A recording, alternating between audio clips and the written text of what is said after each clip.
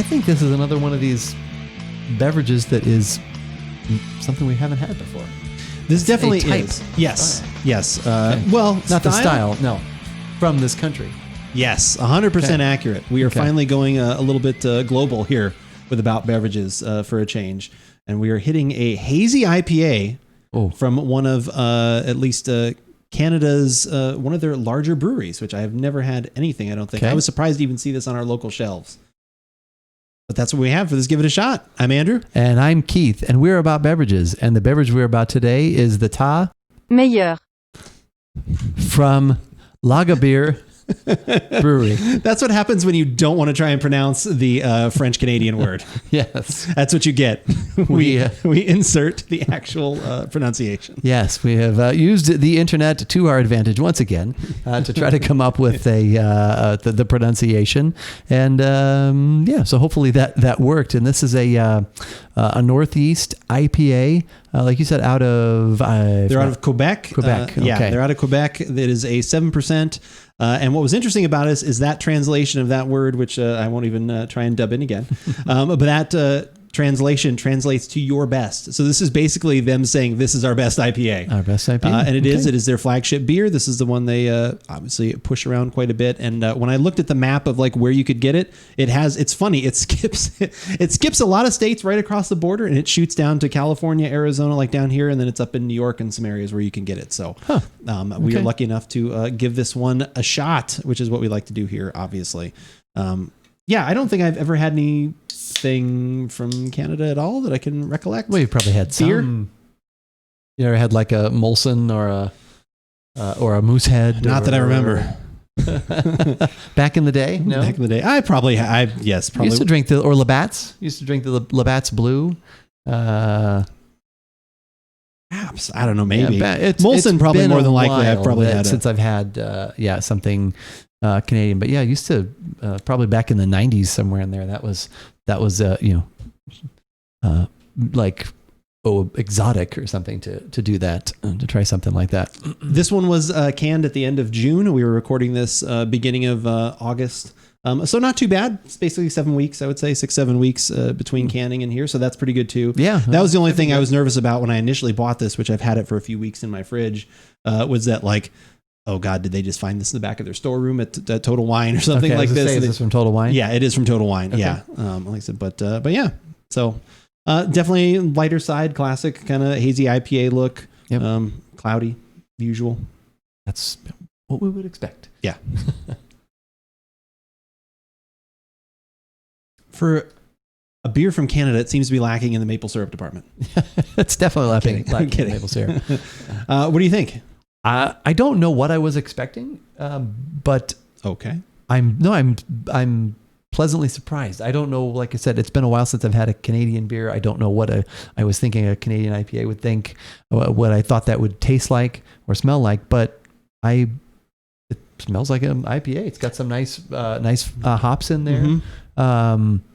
I don't know if I would. Yeah, once again not sure what I was expecting, but it smells good. Yeah, like I said, anytime like something has to travel that far, I always worry about just what are they are they not putting in it preservative wise, other types of things. Like I said, so and not having anything from them at that distance, you're kind of like, what is this really going to taste like? But no, this I can tell why they're saying this is one of their best. It smells very good. Peach, passion fruit, citrus notes are in there. Yeah, it's not the most aggressively like aromatic hazy IPA I've ever had, but it's definitely close. Like it's up there. Like there's some good aromas in there for sure. No, so very nice. No, I'm very pleasantly surprised. Yeah. So, well, let's go on.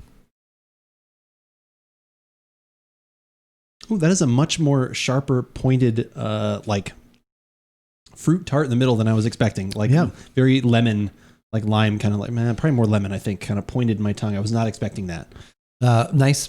There's a little slight sour component or bitter component. I guess it kind of goes right to the middle, probably from that lemon. But that's really good, actually. Yeah, that actually is really refreshing. I don't know why I had maybe my expectations. I think were maybe I had just no expectations. Right. I guess, and I just kind of went in and but I'm very happy with this actually. Yeah, I don't think it's that as much. Like I said, for me, like I think it's weird. Like the couple times we've, over the years, we've been doing this for a while. When we have tried stuff that is some sort of more of an import, it usually never meets what we're hoping for flavor wise. Like I said, whether it's we had we had like a Japanese beer or something like that. Yeah, it was IPA, and it was okay. Like it wasn't like bad, but it was just kind of right. So like I think that's where my head was. I was like, I'm buying this. It's probably just going to be like an average one of those, but they really went for the that New England style of IPA. And I think they nailed it. Like I think they did a really good job.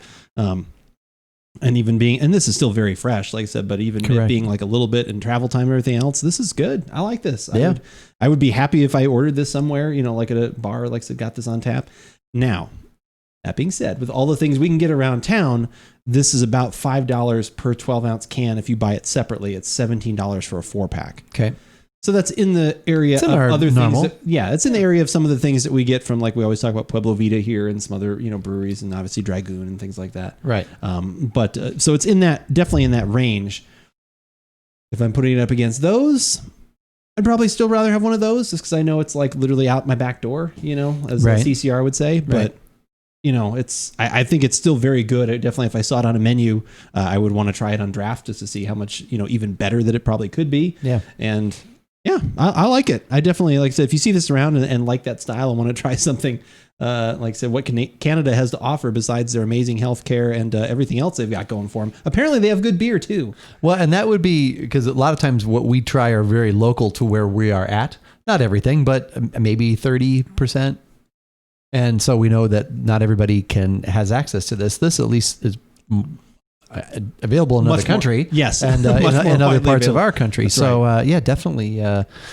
I think I would buy it and have it hey, this might be something that you've never had. Yeah. But of course, I guess when people come out to visit, if it's local, it's probably something they've never had either. But yeah, I think it would be kind of a at least fun thing. Maybe buy one 4-pack and say, just as like, here's something different. No, I think that actually makes a really good point. Like, yeah, that's just, there's a uniqueness to it because it also does still then taste pretty good. So yeah, right. It's not just because of the uniqueness. The beer is good as well. So yeah, I would agree. And I definitely would like to try other stuff from them as well. They have some other beers. They do some other IPAs. I don't know if they do anything darker than that, but I'll have to check out the website, which we will have a link to. If you go to our website, AboutBeverages.com, you can check out this latest podcast or any of the other previous podcast videos that we have. That is a great place to go. If you only want the latest videos and not all the content that goes back 12 years, almost 12 years pretty soon, you can definitely go and check out YouTube. We would appreciate that a ton. If you want to subscribe there, it means a lot. If you want to get those latest updates and not miss out on any of those things. If you only want audio, you can always go iTunes, Spotify, Google Podcast, iHeartRadio, like all these different things. We are on there already doing things and stuff wherever your favorite podcasting is available for you. Anything else? The pillars.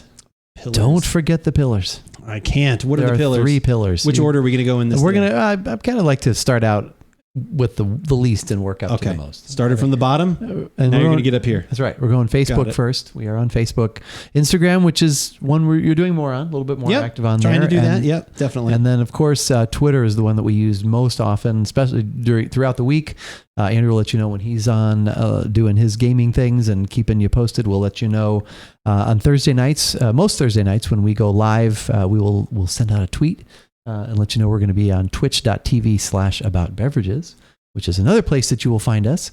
You can join us as we record these podcasts for behind the scenes information, other discussion, and singing lately.